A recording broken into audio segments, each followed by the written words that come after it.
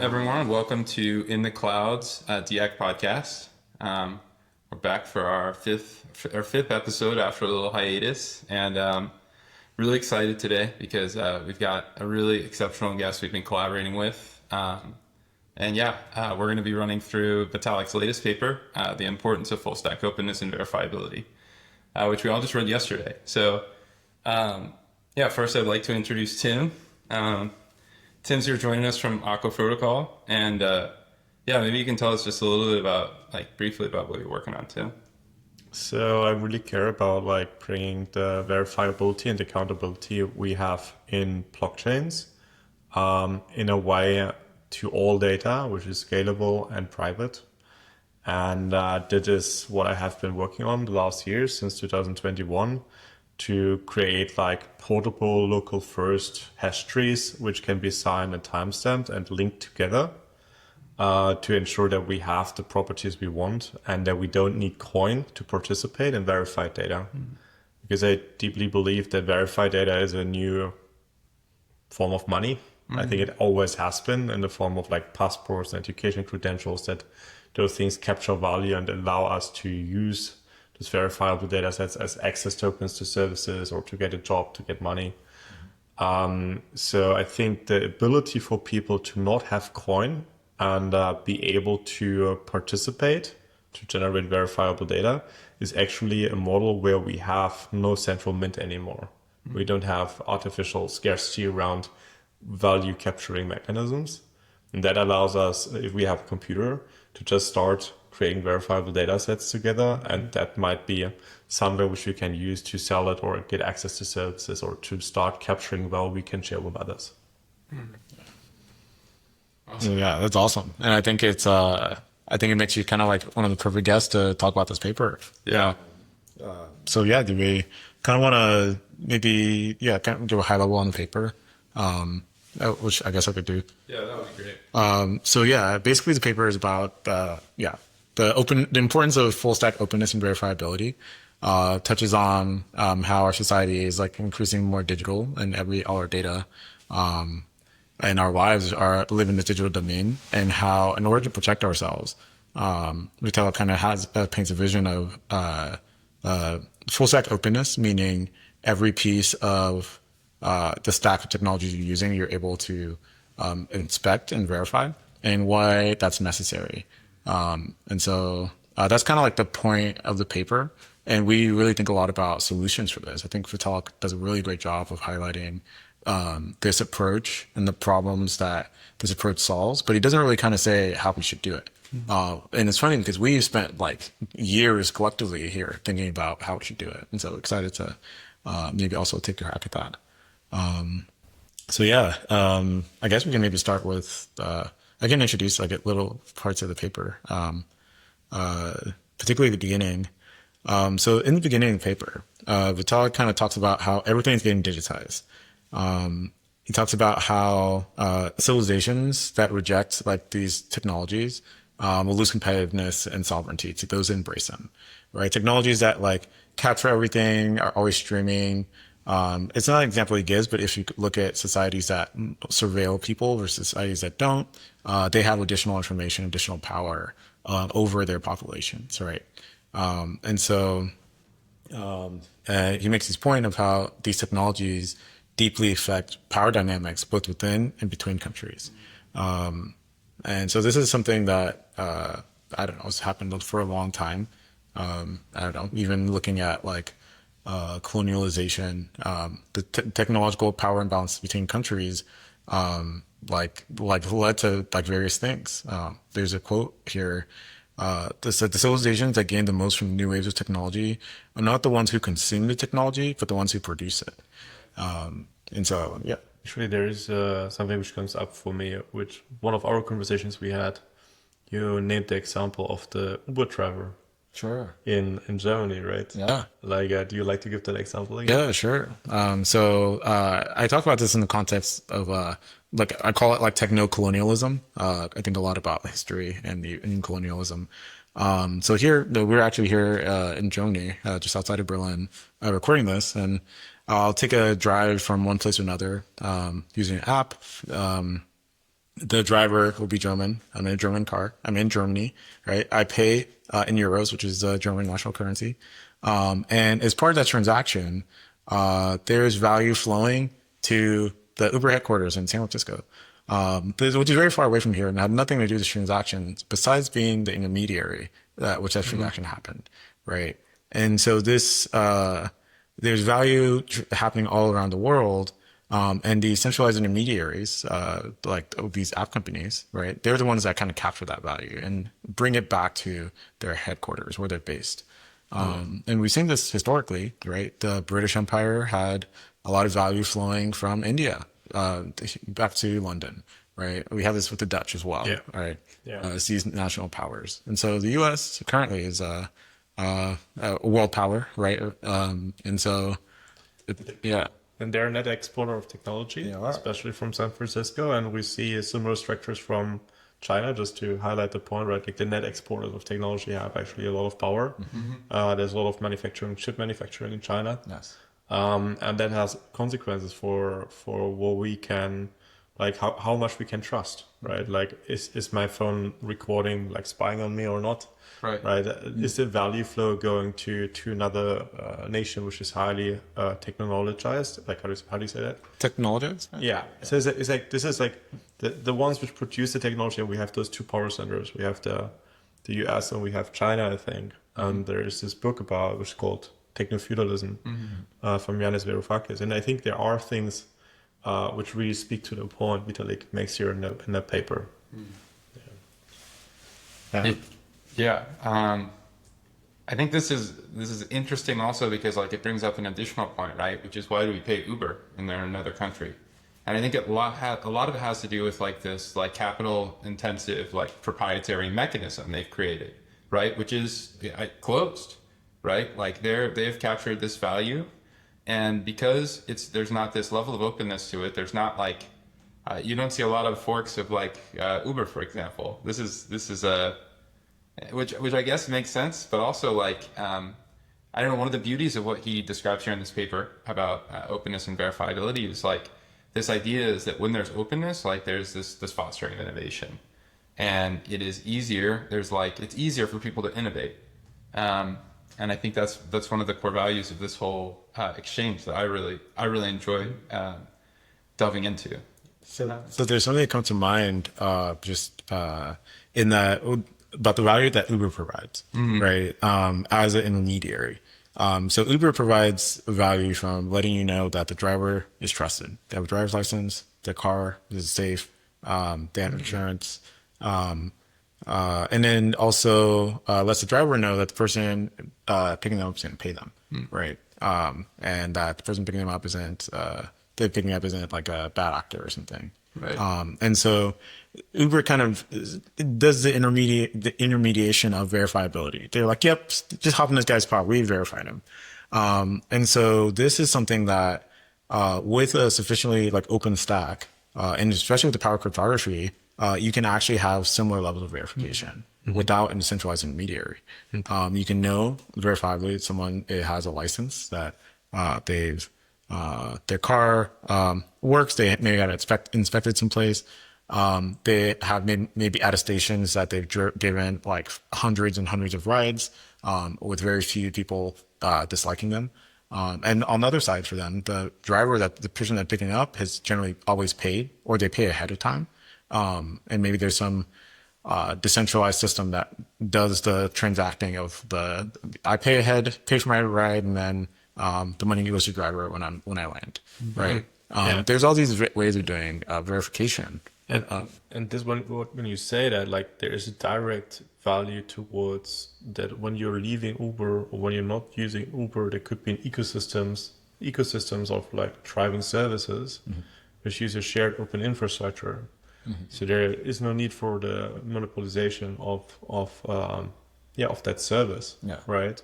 And I have the ability as a driver to switch to a different service, but take my data with me, right? Like of all the verified, like if you're not in Uber anymore, can you present somebody a credential that you have done 2,500 5-star trips? Right. Fair. And like that service mentality somebody needs to have to actually achieve that. might be very valuable if that Meanwhile- person wants to work in a hotel or For sure. in a restaurant or something like that. So it's like, how do we actually provide the ability for people to build up their credentials, like school certificates in a Yeah. way, but also take them with them in a privacy preserving way. And I think this is where the power of an open stack really shines. Right. Yeah, and even the ability to have other like applications and things be built on top of that stack that wouldn't be possible with decentralized I here. totally agree. I think this is pretty, in a sense, is sort of summarized in like one quote from the paper. It was right around this point where Vitalik said, "The sovereign is he who decides the state of exception." Yeah.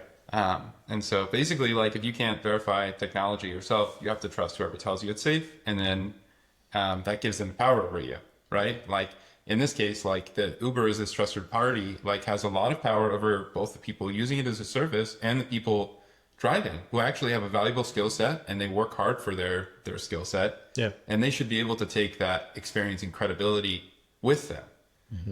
That should be something that's not monopolized by a corporate entity. And I think this is one of the most fascinating things to me as I'm learning about data governance, is that there is, this is not the only way. This situation we're in, where corporate entities and actors control like how we can exchange trust, it's sort of diluted. I agree. And I think that directly translates into like, which future do we want to live in, right? Like, because I can see that continuation of monopolization of technology, services and power in that realm will or could lead to even more panopticon style society, where there is a lot of self-censorship and like emerging dynamics just from that infrastructure, which lead to high compliance and behavior. And I just want to name that, like, from my perspective, innovation is one of the biggest economic drivers for countries. Yeah. And that I think that this is a weakness, especially in times of of having existential risks popping up everywhere. So I think for a society to be resilient, to be capable of being resilient, it requires open innovation and diverse thinking and the ability to like have good decision making. And so I think those open ecosystem approaches, which decentralize power, are more favorable for actually innovation and also obviously for resilience. And that's something which is named in the paper later on as well. Right. But I want to come back to the talking point of like verifiability. I think it's not only having the ability to verify it. What does it even mean to have the ability to verify it? Because my mom can't verify that my phone is in integrity, right? Sure. So there is an aspect of like, actually, I think it's important to develop the routines and practices that devices and technologies are self-verifiable in a way, or that they have a process of checking their integrity. Or if you're seeing a document, that you don't need to click verify, but it is just verified, right? And when I'm using my phone, or I have a like an open source drone or something like that for security, like the drone starts up and it's indicating somehow in a plausible way, it's designed in a way that it says integrity check completed. Right. And then I know, okay, the drone is actually doing what I'm expecting the drone to do. Yeah. Right. And I know I jumped a little bit ahead in the paper now, so I want to bring it back to the structure. Yeah. Well, I think you bring up a lot of really excellent points. One of them, kind of early in the paper, is here, this quote: "The future involves a lot of trust being put in technology. If that trust is broken with backdoors, security failures, etc., we get really big problems. Even the mere possibility that trust being broken forces a fallback to fundamentally exclusionary social models of trust. Was this thing built by people I trust?" So we want to be able to use technology, regardless of who builds it, and be able to say, okay, this is working as I expect. I can like trust it. In a way that you don't need to be a security researcher to verify that. That's the only way that it's just like technology could be adopted. One example that Vitalik kind of points out is, let's see if I pull it up easily.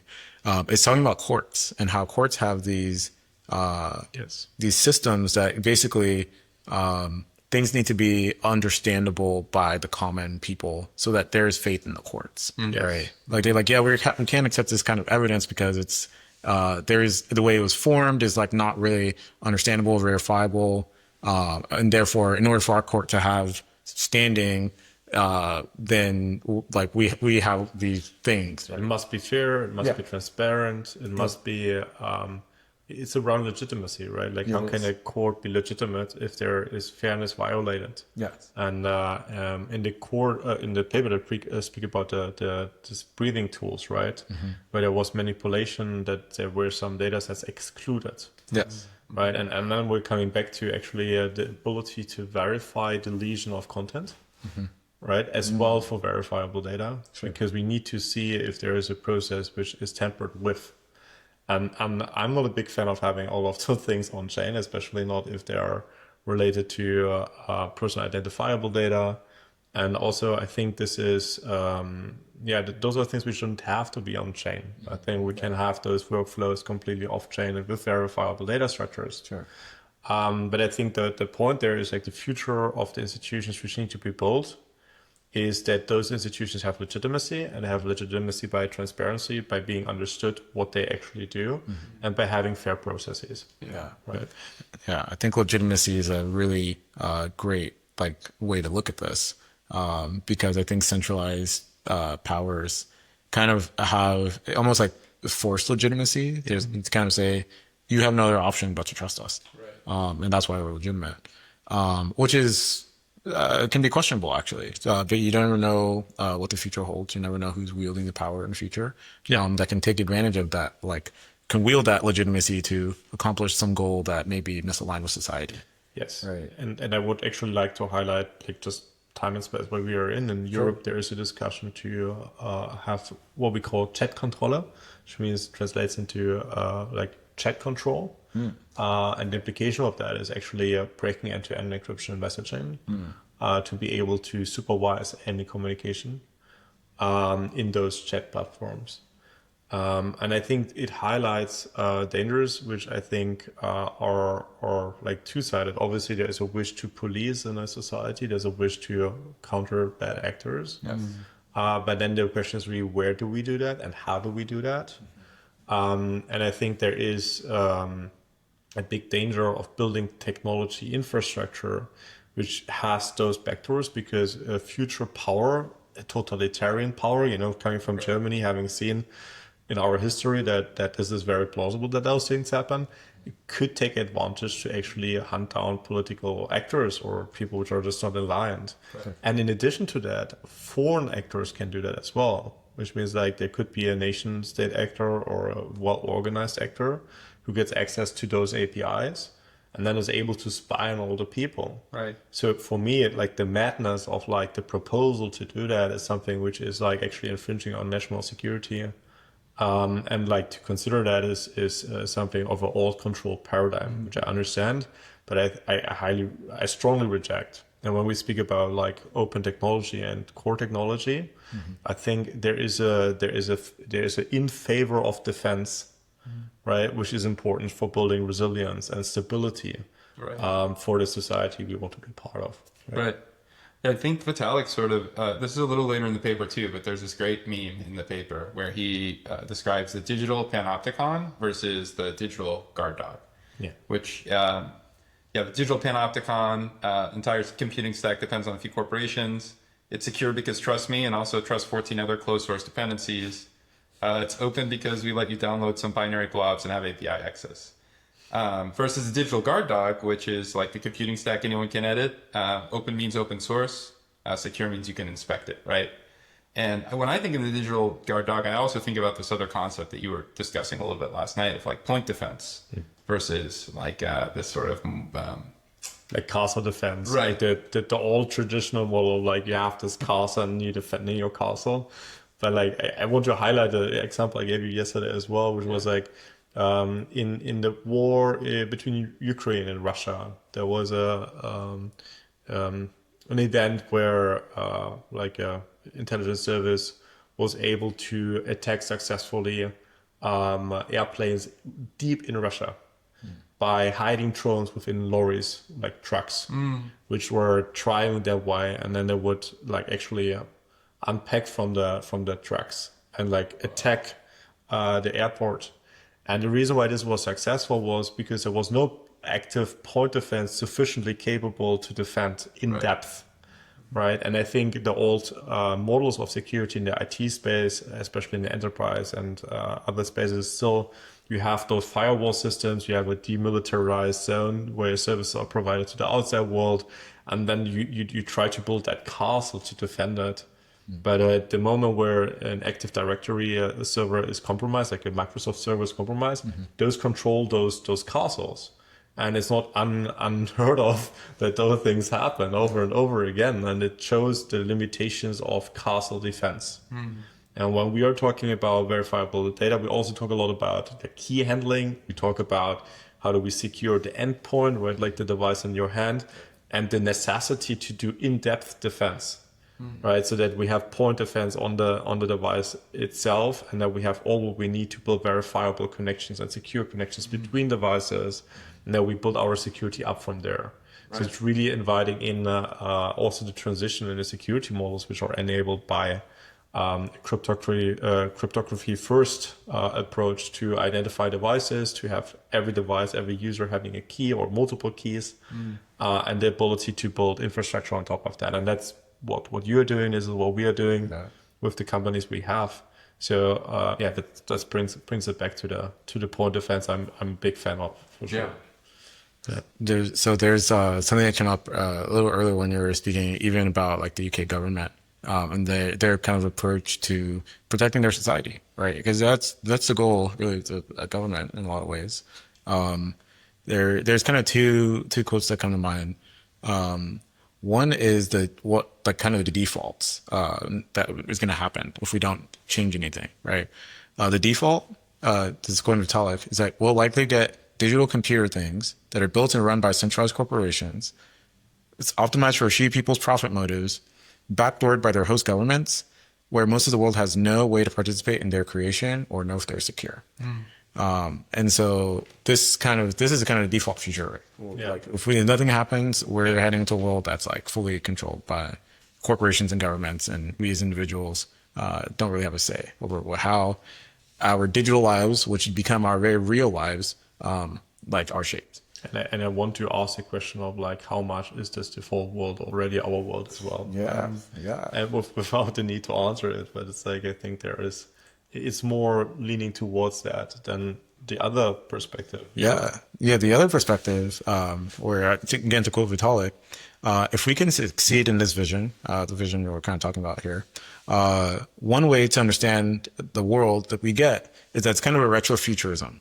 On one hand, we get the benefits of a much more powerful technology that allowing us to improve our health, organize ourselves in much more efficient and resilient ways, and to protect ourselves against threats, both old and new. On the other hand, we get a world that brings back properties that were second nature to everyone back in 1900. The infrastructure is free for people to modify and take apart, verify and modify to suit their own needs. Anyone's able to participate, not just as a consumer or an app builder, but at any layer of the stack. And anyone's able to have confidence that a device does what it says. And so this is like a future that we once had actually in the past, right? We like this, our society and technologies and things that we wielded and had were not so foreign to us. We're not so artifacts that were created by alien organizations that we can't possibly understand. We can't possibly check to see that this device is safe. And for me, it highlights actually one of the reasons why the West was successful.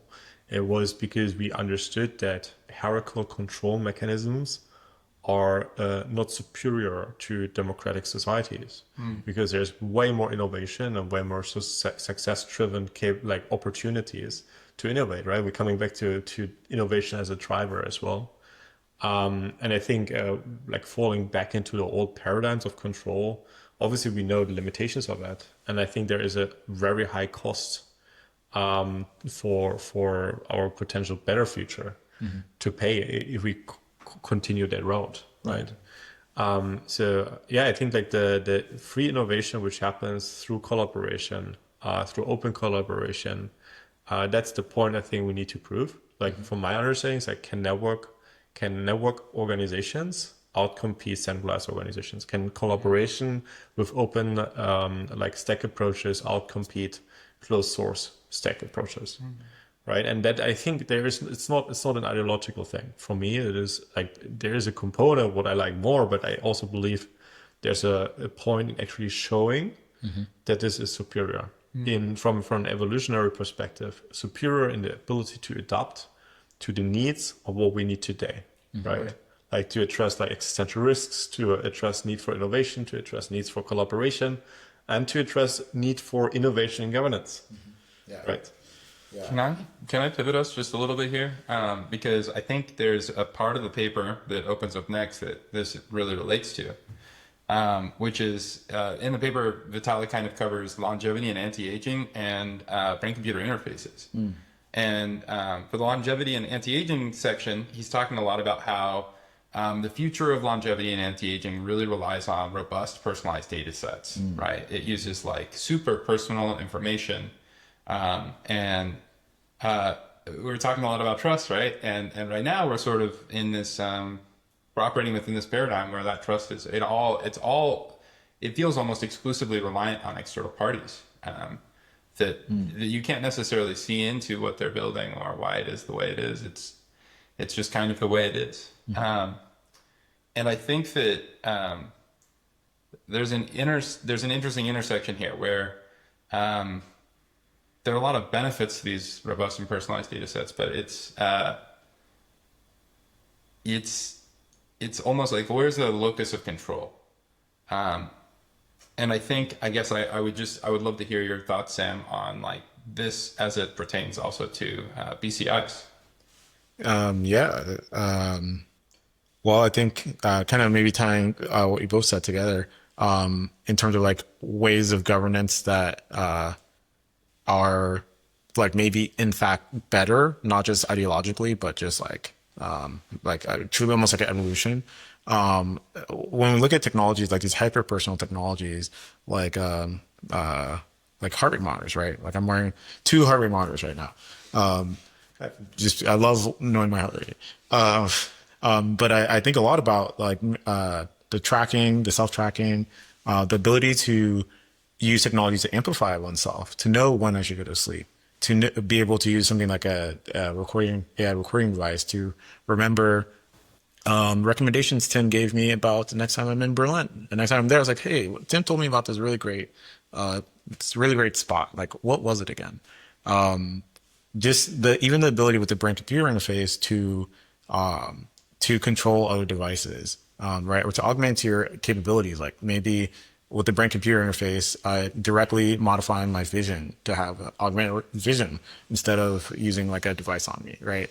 They're really great capabilities that we get as humans that like we maybe don't want someone else to be in, right? Like who knows who's tapping my brain, right? If I'm using brain-computer interface, like ideally this technology should be built in a way that verifiably I know that I'm sovereign, that I'm using this as an independent actor, and that I'm not being compromised by adopting this type of technology.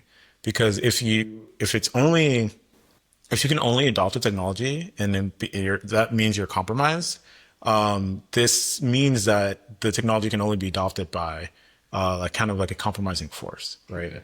And so like in technological adoption is necessary to compete. It's right? competitive. It's a competitive thing. And so if you can't, the ability to adopt technology could be wielded in a way that it's like, oh yeah, you can use this, but you can only use it in a centralized way because it's too dangerous. Not only this, like imagine you have to get a specific upgrade to do a job. Right. Sure. Right. If you're like there's like the Shadowrun universe, right? And there are the riggers which control machines and stuff. They have to have the rigging module, like which is a brain interface, right?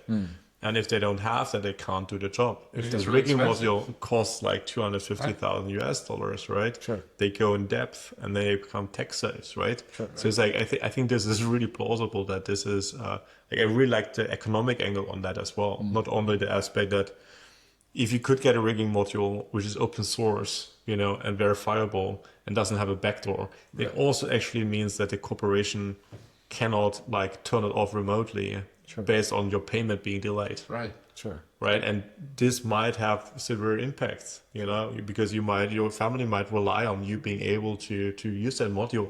Right. To do transports or whatever. This might endanger people because a module starts failing because of a missed payment, and now the person cannot control like a vehicle or swarm of vehicles anymore, right? Yeah, as we rely on these centralized like authorities and corporate entities for these capabilities, they gain leverage over us. Yeah. Right. And this leverage is like actually really could be really insidious, like even now, but in the future especially. Especially as we think about more and more personal technologies that are, you know, closer and closer to us. So there's one thing that just comes up that I want to touch on is like a parallel to I guess like centralized versus decentralized ways of running economies. This comes up from I think the book *Sapiens* by Yuval Noah Harari. It talks about or maybe it was in his other book *Homo Deus*. It talks about the centralized Soviet economy compared to the decentralized capitalist societies of the West, where let's say you're talking about the price of milk, right? The price of milk can be set at a central point in Moscow, where they're not able to actually effectively do computations to figure out that the price of milk, because there are fewer cows there, because some disease happened, that the price of milk in this faraway place should actually be higher or lower. And there's this failure from the model, or just inefficiency of the model, to effectively distribute information to handle that scenario. Right? Where capitalism, it's like price, supply, and demand. Right? The system itself is so different that it's more resilient. It's more concurrent, actually, right? Yeah. Like, Yeah, this it's one more is like a concurrent. mainframe, which is limited in its speed, and the other one is a more concurrent model. Yeah. And I think this is a good example where we saw the West outcompeting the East. Yeah. And that was really visually, you know, when you go into a supermarket between the West and the East, like the one would be full, Yeah. out of like a lot of products. The other one would be often empty and difficult to get things. Yeah. And that shows like how much economic power was behind that economic freedom Yeah. as well. And I think this really like this translates into prosperity and the society we live in right now. Like there is like, especially in Europe, it's really like challenging with energy prices changing and the automotive industry being under a lot of pressure from China and the US of asking a question, where is our economic leverage? And then like missing out on the ability to actually innovate in the digital space. But I think we would, as a European, right, like we would actually have a good situation to introduce a new tech stack here because there is less leverage of big tech companies in Europe, right? But it still needs to happen. The vision needs to be there. So one of the reasons I bring up this example is because I think there's a similar type of competition happening from the way technology works together. I agree. Right now, like we have this centralized top-down approach that is like, yep, you have the giant tech companies. There's no innovation, right? One thing I'd love to do, I'd love to share my current location with all of my friends. Like I have friends, a network of friends on Instagram, for example. There's no way to do that. It's like locked in. Instagram does not want you to participate in their ecosystem because they have their own goals, right? That are not actually the goals of the parts of the people in their network. You mean like the predictability of the algorithm, what you click?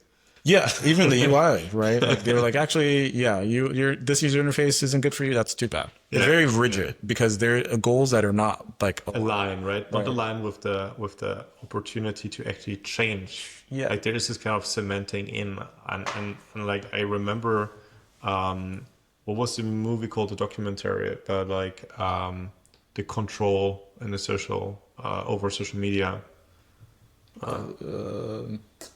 Like with the social network. Okay, I might with it. It's not so important. I might come up with it again, but it's like the idea that, you know, when you create avatars of people, which are highly predictable, because this is what you're optimizing for, to have predictable cash flow for advertisement returns, then you don't want people actually to be exposed to new ideas because they're changing their predictability. So you create those counter incentives, and those echo chambers, in my understanding, are a result of that optimization function.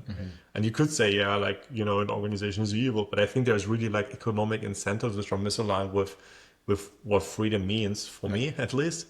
And then you have those patterns which just like turn an interface into giving you less choice, right? And that brings me actually back to one of the core principles I really advocate for, which is choice.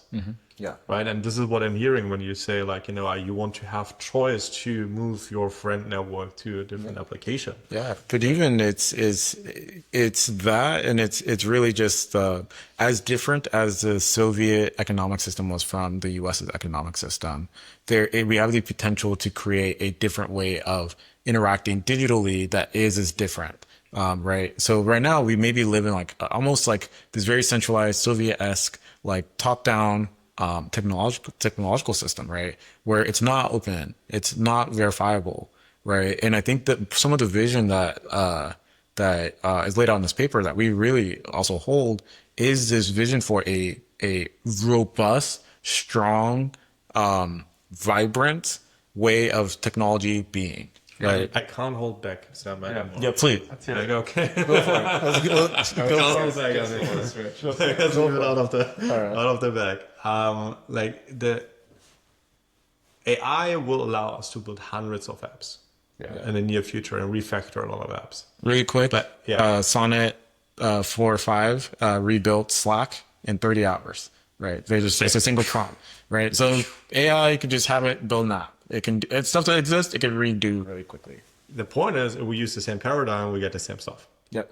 So how can we ensure what we call open core, right? Or, actually, now I say open core. Sovereign core. Sovereign core. Yeah. Like have a sovereign core of like core technologies which enable us to build all those apps, but with different paradigms. And it's like 3 main aspects, right? We are talking about. It's like verifiable data, identity, and access control. And like we came together in our collaboration because TinyCloud is doing secure storage, right? So it's like your expertise, not only in that area, but also having worked for Spruce ID, is really highlighting also your knowledge around identity. Another reason why we work together, why we care for those topics, right? So there is, if we explore this a little bit, those different fields, like verifiable data is not only, like you could say any data on blockchains is verifiable. Yeah. But this is also very expensive data. Right. And it's not super concurrent data and all of those things. It's public data too. That's the reason why we developed Aqua Protocol, right? To have the ability to have private coin without coin, portable verifiable data sets. Right. So this means it doesn't require a network. You just start local in your node. You can create verifiable data and send it over. And using something like that as a foundation for identity is really suitable because it allows us to have identity data private. Right? This is how we use it. And then combining that with access policies as well, it allows us actually to put all the access, like licenses and the access control rules within the same data set where the data lives, and make it portable and make it enforceable across different domains. And that is really, really good from a defensive perspective. Right? We're speaking about DAC here. So this is like a highly defensive infrastructure. If you start local, if you build trust between nodes, because you're not exposing anything, nobody even knows that you exist or that exists. Then if we transition away from an internet which is public, from the perspective of everybody can see their website, to being more a web of trust. So my friends and the friends of my friends and the friends of my friends of my friends can see my content. That's not public anymore. That is a subset, right? And this also means that if my resources are shared in this way, that not anybody can freely attack me, right? Because my resources are not even visible for them, right? And I know that there's some unsharpness here from the perspective, if we use internet, if we use IP, obviously those IPs run services and they're accessible potentially also from the other side of the world. But I mean, like what I'm saying or advocating here for is like really the focus to come back into trusted networks, trusted communities with verifiable data, identity, and access control. Yeah. Right. So there's I'll ask that you share this kind of analogy of people coming together as a village. Oh, sure. Yeah. Yeah, happy to. Yeah. So it's like there is a, and that story is it's just a story. Yeah. It's just a metaphor, Yeah. right? So I like to share this story on saying like we had times where we lived in Europe in villages and we had our own rituals, how we would do things when something would happen. And it would be like, what are the most important things which can happen in a community? Is if somebody is born or someone dies or someone gets married. Yeah, exactly. Like those events. Yeah. And like traditionally every society would have their way of acknowledging that. And it's usually rituals around the fire, around the tree. There are some processes happening where everybody's witnessing what's happening. And what's happening there is that there is a shared record. Everybody has the memory of the event and they can recall that because it was so important that there was so much attention being put into it that it would be really, really hard to deny that person died, that person was born. Because if I ask you, like, do you remember the party where, you know, like, two people married? Yeah. You would say, yeah, sure. I was there, man. We had a good time. So that was the old way how we formed a social consensus around the truth of having those rituals. And that way stayed with us, but it changed a little bit because when the church came in Europe, there was like the book of church, the Bible, right, which now would become the shared truth of what we believe. That is from the perspective of like building nation states. It's perfect, or building empires, because it means now two people from two different tribes can start to collaborate because you believe the same stuff. They're part of the same team, right? In addition to that, there was the institutionalization of truth, which means that people now have to go to the church to get married, right? And they would have I call them like the priest data accountants, because the data accountant, the priest, would have a federated, every village would get their own church, right? They have a federated bookkeeping system, ledger system, where they would put in this person died, this person was born, this person married, and they would issue birth certificates, marriage certificates, and death certificates. And that's an analogy for how actually the Catholic Church was like as a bureaucratic structure extremely capable of like governing a large empire by formalizing the institutional processes to mint truth. Yeah. But it also meant that we actually as citizens lost our culture of declaring the truth independent of an authority.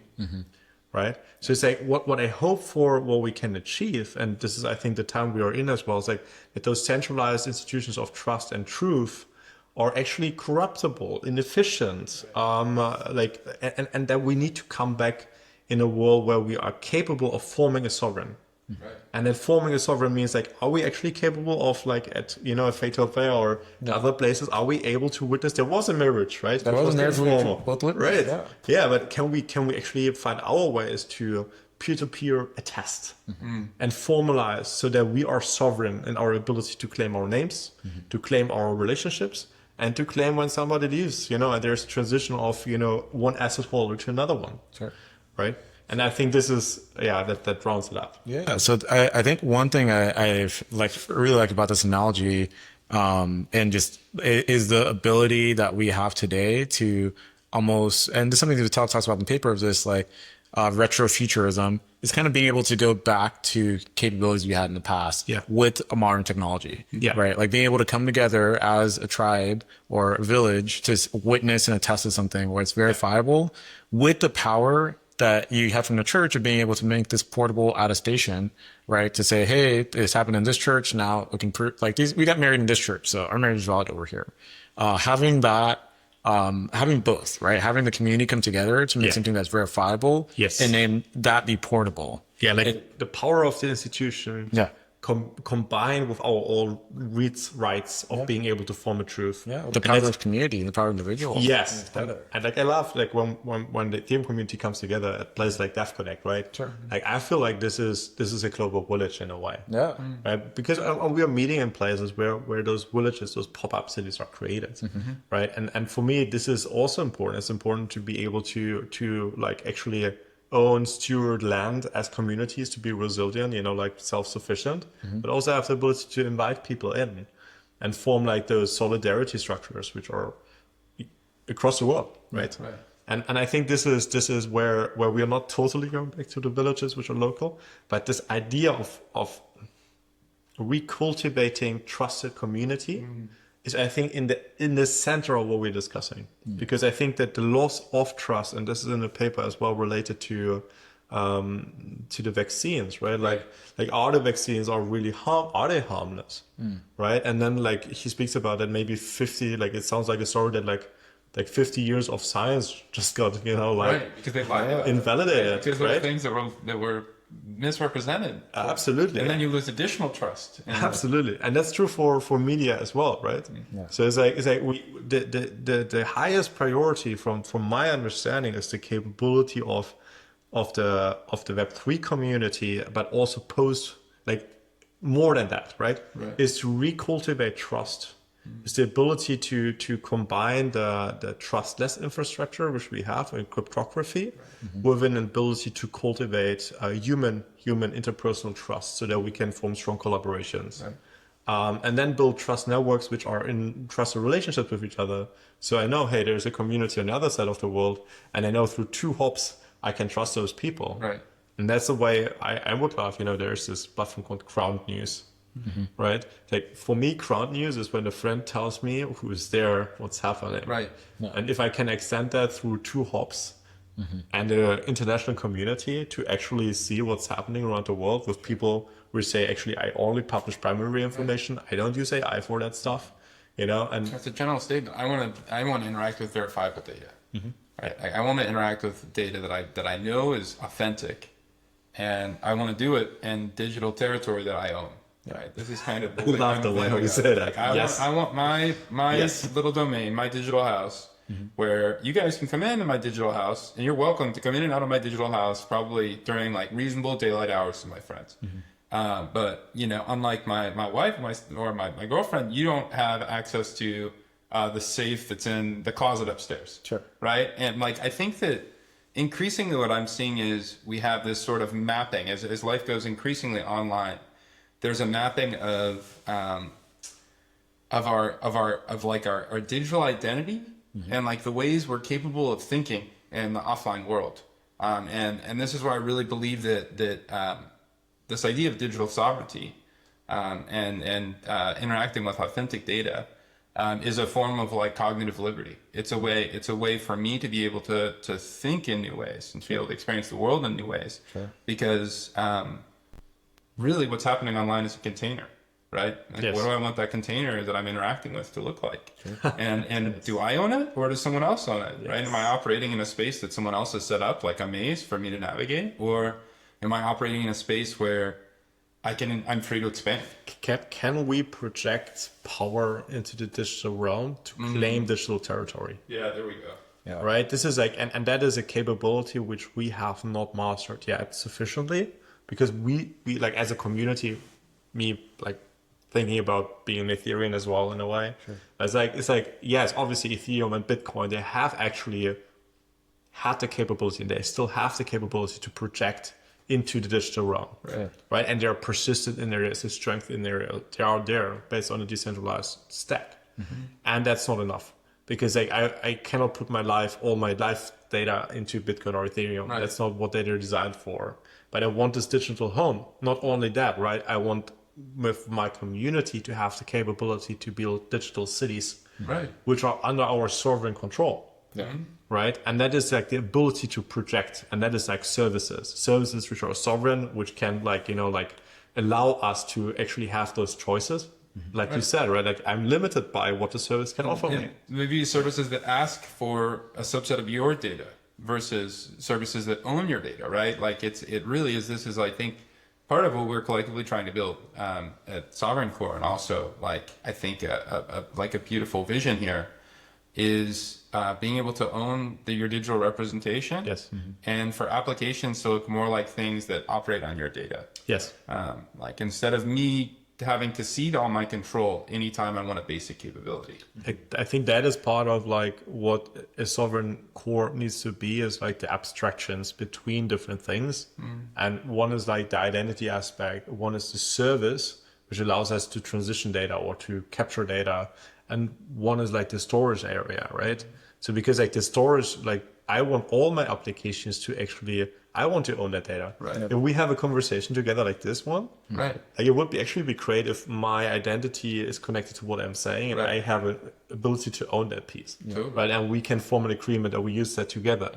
Right. But like we have like a shared agreement maybe why we have access to each other's data.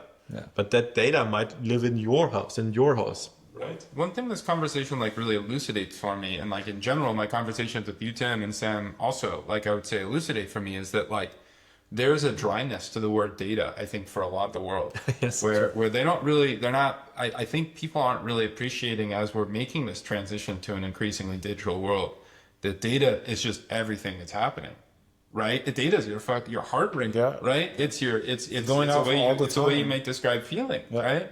It's like it's you know how many times you breathe throughout the day, how much oxygen is in your body, but it's also things like your interpersonal relationships, right? It's actions you take online. It is a reflection that is as vast as you are in the offline world. I just wanted to say, like the offline experience, right? All of that is data, and there are sensors, and there's input, right? It's like all of that could be, how do you say? The more the digital world evolves, the more it will penetrate. Right. This like our experience of reality to be completely inseparable. Well, I would say it looks diffused right now, right? Yeah. It looks diffused, out of focus, and the reason data lacks this punch is because there's a missing resolving power that is, I would say, sovereignty. I would say this diffusion is real. It's the fact that your digital identity is sprawling online territory that doesn't belong to you. Okay. Right? I had a meeting the other day where 5 digital scribes tried to join the meeting. Right? Notion's trying to join. Right? Granola's trying to join. Right? I've got all these different AI scribes competing to join my meeting. They all get a copy of the data. Guess who doesn't get a copy of the data? Like I made this Me, right? Everyone else gets this representation, and so there is a resolving power when we're able to, if we're able to create a structure where all of our data ends up in a place that ultimately we control the keys to, we control access to. Yes, I mean, like I'm wondering how much we want to talk about how to do it. I think I think we could touch on the how, but one thing that just came up even while listening is like let's say we have like a how, we have a way to make such technology possible. You could build apps on top of it. They're sovereign. You own it. There's another piece. We can have the capability, but we also need, and I think Vitalik talks about this in paper, the law has to be aligned, right? Like just even for example, if I'm wearing a recording device that can identify people around me, this is almost like, in a weird way, it's almost like a gun. A gun gives me the capability to pull the trigger and project a bullet, right? Yeah. There are laws that regulate where I can bring this thing, right? I can maybe sneak past the laws, but the laws are the first layer of protection, right? And in the same way, I can record what's happening around me. Yeah. But if we have laws that say Tim has the right to, if the data he generates, despite that I'm capturing it, this is also a necessary piece to protect sovereignty, right? You can have sovereignty, like in my ability to project power, but someone's ability to project power into my sovereign domain, that kind of comes from the law, actually. Our agreements. Yeah. The agreements we form, and it also highlights from The agreements we form, but also the agreements that we form in our society. Yes, I mean, like when I say I actually mean that. Yeah, right? It's like, sure. For me, it's like actually how do we propose new laws? Yeah. And I think it's part of a community which wants to be sovereign to have a capability of proposing model law. And I have worked in the past with like organizations which propose model law for example, DAOs like Primavera de Felipe. But it's like I think that is something which is traditionally funded by universities. So I think that's something which how do we fund that as a community? Sure. To be honest, like I think that all of those aspects are important. If we look at Europe, especially Germany, it had historically a lot of like very good privacy preserving laws. So, for example, it's illegal to obtain a record of my recording without my consent. Sure. In Germany, but this is how do they can I enforce it? Right. Sure. It just means you cannot use it in court. where it's right. enforced. Yeah. How is it enforced? Because Yeah, this is, I mean, this is a real thing, right? I got new AirPods the other day, right? I'm excited to test out the live translation feature. And ultimately, my other technology is too old to use it. But what I thought it was, as I was investigating it, is that GDPR laws actually impact like this capability, right? So for people who want to use live translate features on new AirPods, they can't do it throughout a lot of Europe, which is like kind of paradoxical given the number of different languages that are spoken. Sure. But it's just interesting. This is enforced at the level of my Apple ID. Right? I want to backtrack actually to something many years ago, like WhatsApp, right? Yeah. Actually synced context after it was bought. Officially, I think kind of an accident, right? But it's like the point is, if you store my phone number in your phone, and then you sync with WhatsApp, you're actually not getting consent from me. Right. And then you expose my contact data to a third party. Right. So like, should I sue all my friends for infringing? Right. Oh, you use WhatsApp? I'm suing you. Yeah, exactly. So what I'm saying there is like, actually, it's more than the law, which like, it's the infrastructure. We need to match that. Right. Yeah. Right. And then we are coming back to, I think a lot of the ideas around sovereignty really are fundamentally aligned with the ideas of like human rights and sovereignty from a democratic perspective and from a democratic society perspective, which are highly underlined from my point of view and understanding of like how tech monopolies are acting and are operating today. Right. So it's like, I think those things are more in line with like the humanistic values, because it's like, yes, you're a sovereign, you're a free being, you're like, we give you have rights and society protects those rights so you can exercise them. Yeah. So I think that's a really good point, like bringing up the legal context and also being aware, like, I think it brings me to another point, which is neutrality. Yeah.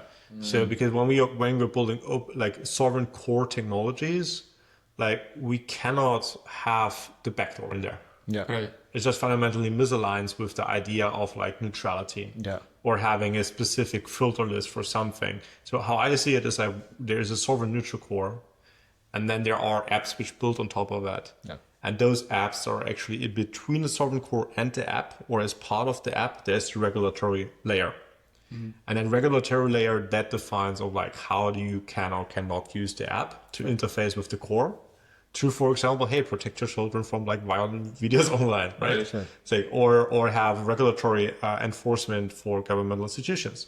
Sure. So I think there is a necessity which sometimes comes too short from the perspective of libertarianism, which is like every time, like for the strong, it's easy to say that they don't want rules. Right. Right? It's the one which needs protections, which are actually reliant on participation in society, which need those rules. Right. Right. And those rules, they are agreements which are formed in a community, and a community should be sovereign to generate their own agreements and laws and to enforce them across the applications they are using as a community. Yeah. And that is the interface between the or within the app layer or below the app layer, above the sovereign core. Yeah. Right. So when I'm saying like the sovereign core must be neutral, I'm not saying there shouldn't be regulations or rules. No. But there should be always the ability to actually choose with some effort to have a direct interface. Yeah. And that might exclude you from using certain services because other people say if you don't follow those rules, then you cannot participate in that service. Yeah. Right. So I think that aspect is really important because that allows us to actually form collaboration across the world and hopefully get adoption not only in the Western Hemisphere, but like also in the East, right? Sure. So and have something where people are actually excited and collaborating around. Yeah.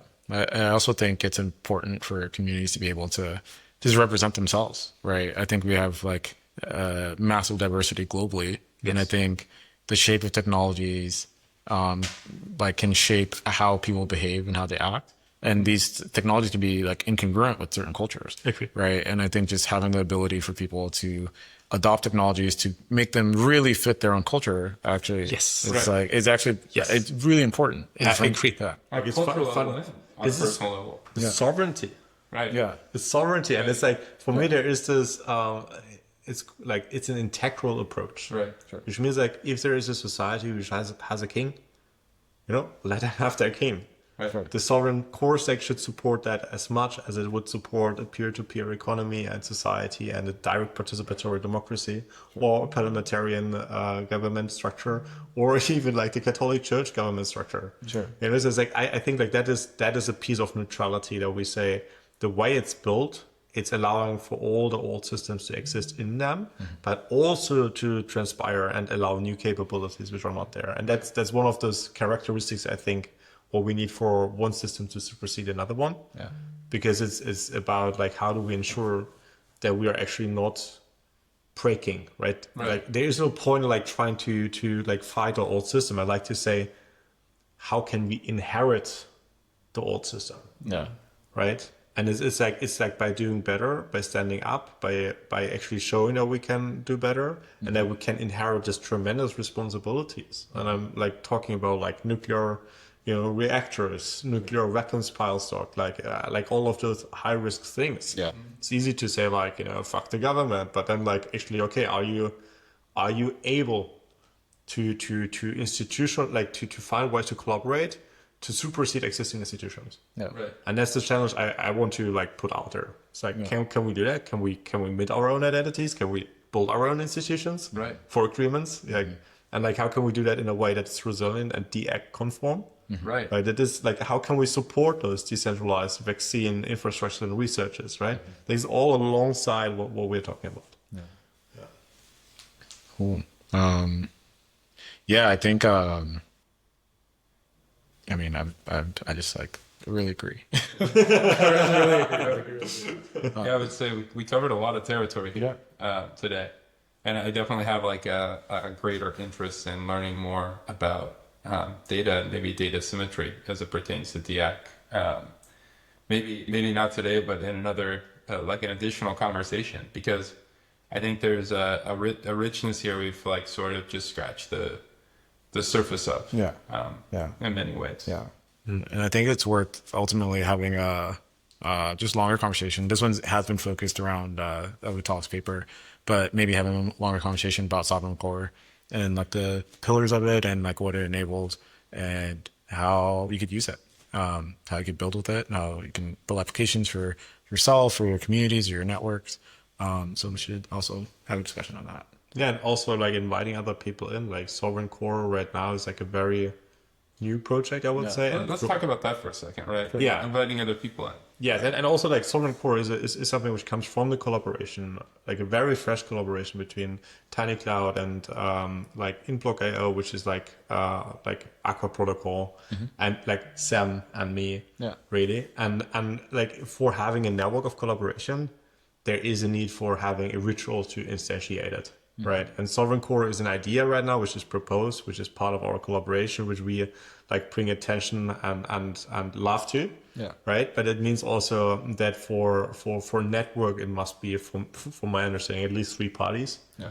And a clear idea, like how we grow that. Right. And like, how do we bring the technologies which do the key handling, the access control and the verifiable data, how do we build and bring that together? And I think in the short term, it means just like, please approach us for having those conversations. We will be at... Yeah, I'll highlight, we'll be at Oz City in Patagonia. So Oz City is a residency at Edge City in Patagonia that'll be running from November 1st to 16th as a part of the month-long Edge City pop-up. And I think we are kind of focused on establishing our little sovereignty-focused area at Oz City, and would love to like connect with other sovereignty-focused builders, people who are solving for different parts of the stack, or parts of the stack we're not even thinking about, right? Like, learning more about Aqua and what you guys are doing opened my eyes to maybe just like an additional dimension of what digital sovereignty means, and how we want to build this stuff, and like decentralized, offensive, collaborative, democratic way. Yeah, exactly. So yeah, we would love to see people there in person. I think I'm excited about hopefully meeting a bunch of builders while we're out there. And hopefully people which like to support that vision, because like there is a need for support. And like especially building core technology infrastructure without coin. Right. Highlighting that without coin Yeah. requires still coin Right. to get the people to feed them and to have them in a space together and to work on those things. Yeah. But the core itself, I think, is super important that we do not monetize it and that we keep it neutral and open and coin free. While this core will be completely compatible with existing blockchain projects and will be able to drive adoption there. Yeah. Right? This is how I totally see it, because we discussed the policy engine. Yes. And like all this on-chain states, why it would be useful to use the verifiable data of a blockchain for revocations, for escrow contracts, Yeah. right? Yep. For specific events, which are, like through oracles notifying if something is open or closed. So I think all of those things, they kind of drive blockchain adoption, Yeah. but also allow us to merge with the old Web2 world more. Because we don't need a blockchain to do a lot of things, right? So it's like that's another piece of an integral approach, Right. to try to weaving the threads together here. Yeah, and like inheriting trust. Let's all not right? reinvent the wheel, you know? Yeah, yeah. We can all work on our lane. Yeah. I like the DNS example, just as one example for identity. If you control a domain, right? Yeah. You can just publish your signature of your wallet in the domain and associate your wallet with a domain. Yeah. So simplepage.eth, our friend Joel is building a really cool project that allows you to use your ENS to publish a static web page. Yeah. And it's great. It's like you pay once. Well, I mean, you pay in chunks, but you can have a censorship resistant website up for a long time. Very efficiently, all formatted markdowns. Yeah, so there are many ways how we can intertwine the worlds Right. to inherit trust and to also build new applications. And it's like really I just want to emphasize once more like this kind of let's integrate. Yeah. Let's bring the worlds together and let's hit the ground where real problems need solving. Yeah. Right. So maybe one last thing I guess that we could kind of maybe close on is just a quote from Vitalik in that we don't have infinite time to execute on this vision. Centralized approaches to security that involve putting more centralized data collection in backdoors, reducing verification entirely to this is made by someone we trust, are moving forward rapidly, right? We need to move quickly to complete these approaches and to make the public case to people, to institutions, that a better solution is possible. So I think it's also what we're doing here.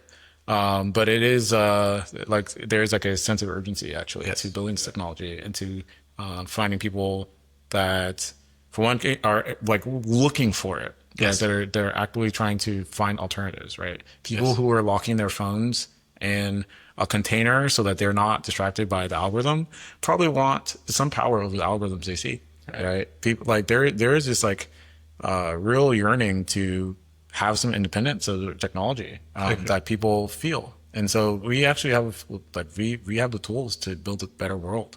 And it's really important to actually get there. Yeah, that's a call for action, right? Yeah. Like let's build. Yeah. Let's build. Yeah. So if you're listening to this after Oz, also or at Patagonia in the future, also reach out to us, on Twitter, or wherever. If you by email, check our websites, find contact information. Go to sovereign-core.net. Yes. Or TinyCloud XYZ or aqua-protocol.org. Yeah. You can find out more about all of us, what we're working on and our missions. As you can tell, we're really aligned with DIAC, and this paper Vitalik put out, we're just like, what the heck? We talk about this stuff all freaking week. And Vitalik writes a paper. Let's go. Yes. It was very timely. Yeah. Very timely released this paper. Yeah. All right. Well, thank you everyone for tuning in and joining us for this podcast. And we'll talk to you again soon. Cool. Thanks, everyone. Thank you, guys. About